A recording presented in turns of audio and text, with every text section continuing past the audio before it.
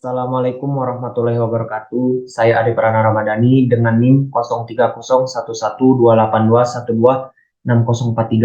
Di sini saya akan menjelaskan materi mengenai kecelakaan kerja. ISO 45001 tentang Sistem Manajemen Keselamatan dan Kesehatan Kerja menjelaskan kecelakaan kerja adalah kejadian yang muncul dari atau berkaitan dengan pekerjaan yang menghasilkan luka atau penyakit akibat kerja. Menurut Holnagel, kecelakaan didefinisikan sebagai sebuah kejadian yang singkat, tiba-tiba dan tidak dikehendaki yang menghasilkan hasil yang tidak diinginkan. Adapun model-model dari kecelakaan, itu yang pertama ada teori domino Heinrich. Teori domino Heinrich merupakan teori penyebab kecelakaan pertama yang menggunakan prinsip sekuensial atau berurutan. Nah, model ini menyatakan bahwa faktor-faktor penyebab kecelakaan itu tersusun secara berurutan dalam satu garis seperti domino. Adapun faktor penyebabnya itu yang pertama lingkungan sosial, yang kedua ada kesalahan manusia, yang ketiga ada perilaku tidak aman, bahaya mekanik dan fisik, yang keempat ada kecelakaan, dan yang kelima ada luka. Nah, berdasarkan teori domino, kecelakaan dapat dicegah dengan mencabut salah satu domino sehingga mengganggu efek domino. Kemudian yang kedua ada teori Bird and Germain loss caution. Teori Bird ini itu memperbaharui dari teori domino yang ditambahkan dengan hubungan manajemen kepada penyebab dan efek kecelakaan. Teori ini dilengkapi dengan tanda-tanda panah untuk menjelaskan interaksi multilinear dari penyebab dan efek dari urutan. Kemudian yang ketiga ada model energi damage. Model energi damage ini berdasarkan pemikiran bahwa damage merupakan hasil dari energi kecelakaan yang menuju penerima dengan daya rusak yang tidak bisa diterima oleh penerima energi. Yang keempat ada model urutan waktu, time sequential model. Kemudian yang kelima ada model epidemiologikal. Model ini menyatakan bahwa kecelakaan merupakan kombinasi dari faktor lingkungan dan agen yang memiliki efek negatif kepada organisme. Yang keenam ada model sistematik. James Reason pada 1990 menerima bahwa kecelakaan tidak melulu disebabkan oleh kesalahan individu active error, tetapi juga terletak pada faktor organisasi yang sistematik dan lebih luas atau latent condition. Nah, Reason mengeluarkan model yang disebut dengan Swiss cheese model. Nah, model Swiss cheese ini kemudian dikembangkan menjadi Reason model on system safety. Model ini memberikan dampak besar dalam dunia keselamatan dan kesehatan kerja karena telah membuat fokus investigasi berubah dari menyalahkan individu kepada pendekatan yang tidak menyalahkan, dari pendekatan personel ke pendekatan sistem, dari kesalahan aktif ke laten, dan dia fokus kepada bahaya, pertahanan, serta kerugian. Yang ketujuh, STAMP, System Theoretic Accident Model and Process.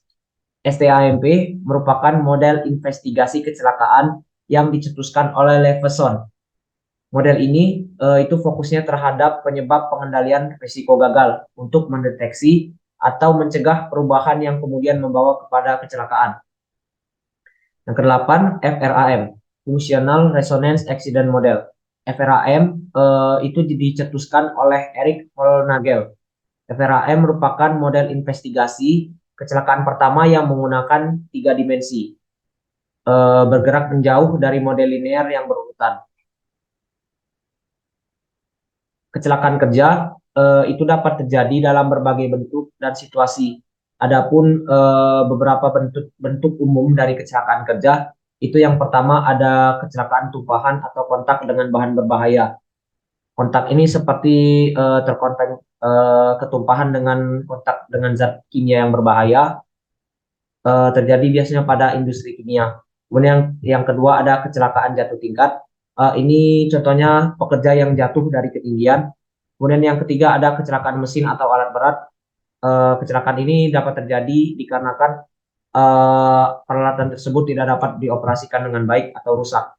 Kemudian yang keempat itu kecelakaan kendaraan, sama halnya dengan kecelakaan mesin. Kecelakaan ini biasanya terjadi di tempat kerja, terutama jika pekerja itu harus mengemudi alat berat seperti truk, forklift, dan kendaraan lainnya. Kemudian ada kecelakaan terbakar atau letusan. Kecelakaan kebakaran ini biasanya terjadi di industri minyak dan gas. Kemudian ada kecelakaan listrik. Kecelakaan listrik dapat terjadi karena adanya korsleting pada sirkuit listrik. Kemudian yang ketujuh ada kecelakaan terkait dengan alat tangan atau mesin kecil. Sama halnya dengan alat-alat yang lain, alat ini dapat menyebabkan kecelakaan seperti luka pada tangan jika kita tidak menggunakan alat tersebut dengan prosedur yang benar. Kemudian yang kedelapan ada kecelakaan terkait dengan jatuh objek. Nah, objek yang jatuh dari ketinggian itu dapat menimpa pekerja, contohnya itu material dan lain-lain. Kemudian yang kesembilan itu kecelakaan terkait dengan lingkungan kerja. Kondisi lingkungan yang tidak aman, tidak nyaman, seperti lantai licin, kurang pencahayaan, itu juga dapat menyebabkan kecelakaan kerja. Kemudian yang 10 ada kecelakaan terkait dengan tidak mematuhi prosedur keselamatan. Nah, jika kita melalaikan atau mengabaikan prosedur keselamatan, tentunya itu berpotensi untuk menyebabkan kecelakaan. Kemudian yang 11 itu kecelakaan terkait dengan kegagalan peralatan. Peralatan yang rusak atau tidak dapat dioperasikan itu dapat menyebabkan kecelakaan karena peralatan tersebut tidak dilakukan pemeliharaan secara teratur. Nah, kecelakaan kerja juga memiliki dampak yang serius baik itu bagi individu yang terlibat secara langsung, rekan kerja ataupun secara keseluruhan perusahaan yang mencakup pekerjaan tersebut. Nah, adapun beberapa dampak umum yang disebabkan dari kecelakaan kerja itu yang pertama cedera fisik dan kesehatan. Cedera fisik itu seperti luka bakar, memar dan lain-lain. Untuk kesehatan mental itu bisa menyebabkan stres, gangguan, trauma. Kemudian yang kedua ada kematian. Kecelakaan kerja yang parah itu bisa menyebabkan kematian. Ketiga ada biaya medis dan asuransi. Untuk setiap kecelakaan kerja tentunya perusahaan harus menanggung biaya pengobatan dan pemulihan dari kecelakaan tersebut. Kemudian yang keempat ada gangguan produktivitas. Gangguan produktivitas ini tentunya akan terjadi dikarenakan korban dari kecelakaan kerja yaitu pekerja tidak dapat mengikuti pekerjaan atau absen dari pekerjaan tersebut karena pemulihan. Kemudian yang kelima ada dampak psikologis di tempat kerja. Dampak yang disebabkan karena kecelakaan kerja ini adalah stres dan rasa cemas. Yang keenam itu kepatuhan dan hukuman hukum. Kemudian yang ketujuh ada reputasi perusahaan. Untuk perusahaan yang sudah mengalami kecelakaan, tentunya perusahaan tersebut reputasinya akan turun, terutama jika terjadi dalam skala yang besar. Kemudian yang kedelapan ada perubahan kebijakan dan prosedur keselamatan. Nah, cedera akibat kecelakaan kerja juga dapat bervariasi mulai dari yang ringan hingga yang serius. Cedera akibat kecelakaan kerja itu dapat memiliki dampak jangka yang pendek juga ataupun jangka yang panjang terhadap kesehatan dan produktivitas kerja. Nah, penting untuk memberikan perhatian medis segera dan mendukung pemulihan penuh karyawan yang mengalami cedera. Nah, adapun cedera-cedera yang diakibatkan oleh kecelakaan kerja itu ada luka pada anggota tubuh seperti patah tulang, memar, luka robek dan lain-lain. Kemudian ada luka bakar seperti terkena zat bahan kimia yang berbahaya. Kemudian yang ketiga ada cedera kepala dan otak. Itu disebabkan oleh benturan yang menyebabkan kepala trauma. Kemudian ada cedera punggung dan leher. Ini disebabkan adanya benturan di daerah tulang belakang sehingga menyebabkan cedera di sepanjang tulang belakang yaitu di punggung dan leher. Kemudian cedera mata dan telinga. Cedera mata itu mata kita terkena pecahan benda, terkena bahan kimia atau debu yang dapat menyebabkan mata kita mengalami cedera. Kemudian ada cedera telinga tadi itu diakibatkan oleh suara keras. Kemudian ada cedera kulit seperti luka sayatan, tusukan oleh benda-benda tajam, dan luka akibat terkontaminasi bahan kimia. Kemudian yang ketujuh ada cedera sistem pernapasan. Cedera sistem pernapasan ini mengganggu sistem pernapasan kita sehingga pernapasan akan terganggu. Nah, adapun faktor-faktor yang dapat menyebabkan kecelakaan kerja itu yang pertama ketidakpatuhan terhadap prosedur keselamatan. Nah, jika karyawan atau pekerja tidak mengikuti prosedur keselamatan yang ditetapkan, risiko kecelakaan dapat meningkat. Kedua, kondisi lingkungan yang tidak aman. Faktor-faktor seperti ketidakamanan peralatan, fasilitas yang tidak terawat, atau kondisi lingkungan yang buruk dapat menyebabkan kecelakaan. Tiga, ada ketidakmampuan atau kurangnya pelatihan.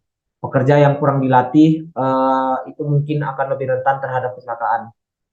Kemudian ada peralatan yang rusak. Peralatan yang tidak berfungsi dengan baik atau rusak itu berpotensi menyebabkan kecelakaan kerja. Kemudian yang kelima, itu ada ketidakcukupan pengawasan dan pengelolaan risiko.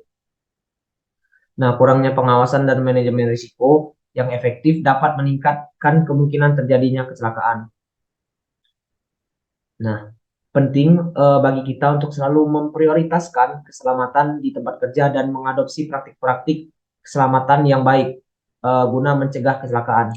Nah, setiap perusahaan biasanya memiliki pedoman dan prosedur kecelakaan yang harus diikuti oleh semua karyawan. Nah, jika kecelakaan kerja sudah terjadi, ada pun langkah-langkah yang bisa kita ambil untuk depannya. Ada yang pertama, itu mendapatkan bantuan medis. Yang kedua, kita perlu melaporkan kecelakaan kepada pihak yang berwenang. Kemudian yang ketiga, kita perlu menilai penyebab. Kita perlu mengidentifikasi apa sih yang menyebabkan kecelakaan itu dapat terjadi. Kemudian yang keempat, kita perlu perbaikan dan pencegahan. Sehingga untuk ke depan tidak terjadi lagi kecelakaan yang sama. Yang kelima, ada pemantauan dan pelaporan. Kita guna terus memantau situasi keselamatan dan melaporkan potensi risiko atau perubahan yang kita butuhkan.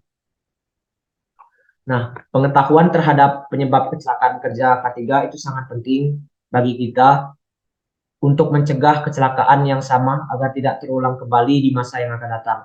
Nah, jika manajemen keselamatan kerja efektif, maka seharusnya tidak akan ada lagi kecelakaan kerja yang sama.